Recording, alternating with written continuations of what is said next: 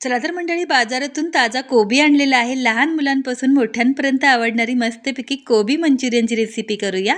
त्यासाठी हा कोबी आहे तो बारीक कापून घेतला. त्यामध्ये थोडंसं किसलेलं गाजर, बारीक कापलेली शिमला मिरची, बारीक कापलेला कांदा, अर्धी वाटी मैदा आणि पाव वाटी कॉर्नफ्लोअर, थोडंसं सोया सॉस घालूया, थोडंसं टोमॅटो केचप घालूया आणि थोडीशी काळी मिरी पावडर टाकलेली आहे. चवीपुरतं मीठ घालूया, थोडंसं लाल तिखट घालूया आणि छान असं मिक्स करून घेऊया आणि थोडं थोडं पाणी घालून मस्त घट्टसर गोळा मळून घ्यायचा आहे. इथे मला 2 ते 3 चमचे पाणी लागलेलं आहे. जास्त पाणी एकदम घालायचं नाही.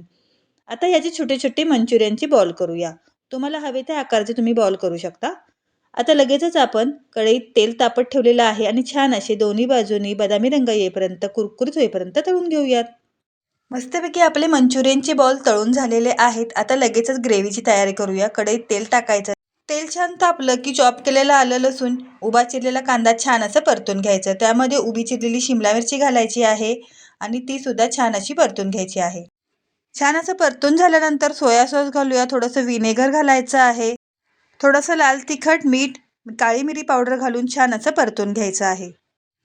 तुम्ही बघू शकता रंग किती सुरेख आलेला आहे. आता कॉर्नफ्लोअरची स्लरी घालायची आहे आणि ती सुद्धा छान अशी मिक्स करून घ्यायची आहे. थोडंसं पाणी आणखीन ॲड करूया आणि हलकीशी उकळी आली की त्यामध्ये आपण तळून घेतलेले मंचुरियनचे बॉल घालायचे आहे. मस्तपैकी छान असे मिक्स करून घ्यायचे. वरून फक्त बारीक चिरलेली कांदा पात घालायची. मस्तपैकी घरच्या घरी कोबी मंचुरियन तयार आहे. रेसिपी आवडल्यास लाईक करा.